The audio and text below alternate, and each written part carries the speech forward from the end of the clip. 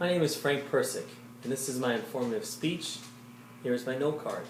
This is my live audience.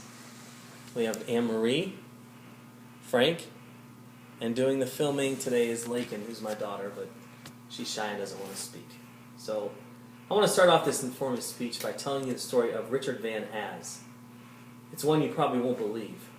Richard Van Az is a carpenter in Johannesburg, South Africa. In 2011, while working with his table saw, he had a traumatic injury to his right hand, leaving it unusable.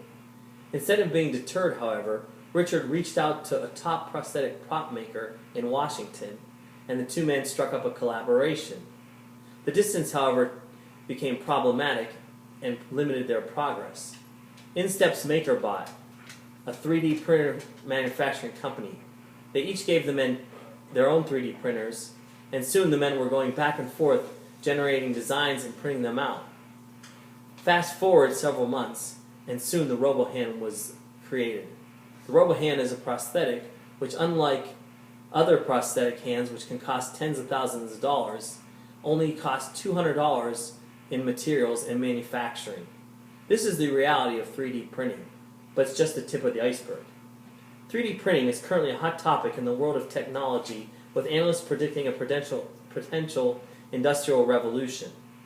Much like the computers in the 1960s, it's difficult to envision the role 3D printers may play in our future. Being over 40 years old, I can say that I'm a first-hand witness of the impact the computers have from their teenage years in the 1980s to the current power they hold today. From big bulky towers and computer desktops to book-sized laptops. From being a luxury that few people could own or understand to being across the globe today in nearly every home. The computer has taken over our culture.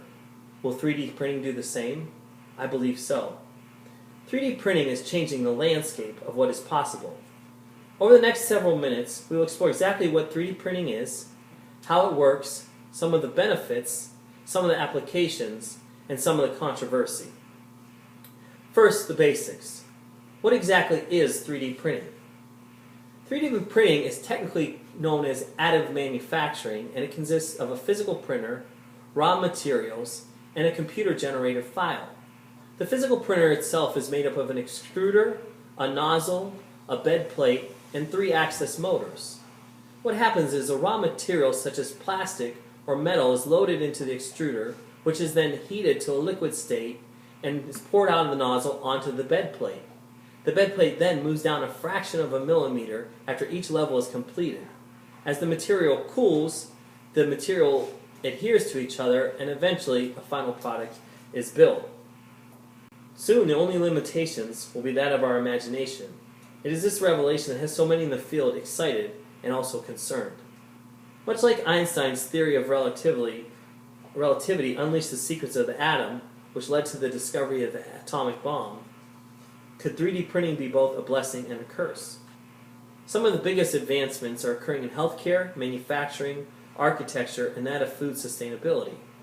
For instance, in manufacturing, prototypes can be produced in minutes instead of weeks. This is the advantage of being able to edit and improve a design without endless waste of time or delays. This has led to an increase in production of marketable products in a fraction of the time. Architecture has also benefited from this productivity, as blueprints can be designed and brought to small-scale models in a matter of minutes instead of weeks. The potential of being able to print food has not gone unnoticed. Companies such as NASA are developing the use of 3D printed nutritious and delicious food for astronauts. There are even hope that astronauts could print their own food while on a mission. The most promising advances are occurring in the healthcare field. Over 80,000 patient customized titanium parts have already been printed for hip and knee replacements. Meanwhile, doctors are experimenting with 3D printing to fashion artificial cartilage, skin for burn victims, and organs such as liver and kidneys. Model hearts are also being printed from CT scans, which are exact replicas of the patient. This allows surgeons to practice operating and performing risky procedures before they even open up a person. For all the promise, however, several potential pitfalls have been identified. Citing the IT Organization Users Report, Sartain notes that an estimated $100 billion per year will be lost in piracy of intellectual property rights. Remember what file sharing Napster did for the music industry? In a separate article, Ehrenberg cautions that having the ability to print your own chemical compounds could allow illicit drug manufacturers, terrorists, and those with ill intent to run havoc in our country. The biggest concern, however, is already a reality: 3D printed guns. In May of 2013, Cody Wilson fired his Liberator, a gun he produced solely from three-dimensional printer that he purchased on eBay. He then posted the blueprints to an online community, which were quickly downloaded and spread across the internet. Then Wilson was ordered to take it down by the government. As we have seen, 3D printing has its proponents who are for and against its potential uses. One of the biggest areas additive manufacturing is being scrutinized, however, is the field of environmental sustainability. Those for and against it both make strong arguments. On one hand, 3D printing can extend the life of a product by printing parts that are no longer in production, such as for a washing machine or a dishwasher. It is also economically sustainable. Analysts predict an average family can save thousands of dollars by printing their own everyday products at home. It also eliminates waste in manufacturing. Most manufacturing companies use deconstruction through lasering and milling, which creates byproducts and waste. This is not done in 3D printing. By adding, the product limitation is nil. 3D printing can also recycle materials such as discarded plastic and metals and use them for production. For example, PLA, or polylactic acid, which is a type of plastic, is biodegradable. Also, lighter printer parts on transportation as aircraft, automobiles, and boats leads to fuel and greenhouse gas savings. On the other hand, 3D printing requires the energy to heat the materials and to power the larger industrial printers, resulting in massive electricity consumption. Furthermore, 3D printing could cause economic instability by eliminating hundreds of thousands of manufacturing jobs and possibly disrupting economics that depend on cheap mass labor. 3D printing is a reality, and much like the computer, is advancing rapidly. Using materials such as plastic, metal, chemicals, and even food, printers are able to manufacture products from digital files, which are either scanned or created by its users. This is leading to great strides in the fields such as healthcare, architecture, and manufacturing. 3D printing is not without its concerns, though.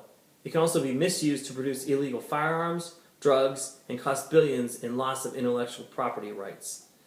Some view 3D printing as a solution to many environmental issues, such as waste and fuel expenditure. Others, however, are concerned with potential energy consumption and economic instability. Whether you are for or against it, cite its pros or cons, there is no arguing that 3D printing is already changing the landscape of what is possible. Growing up, I was a fan of the Star Trek franchise. I would sit there enamored with technology of this series, gadgets such as teleporters, total immersion, virtual reality, and of course replicators, which could conjure and duplicate products out of thin air. I would wonder if such things were really a possibility. With 3D printing, it looks like I'm getting my answer. Thank you.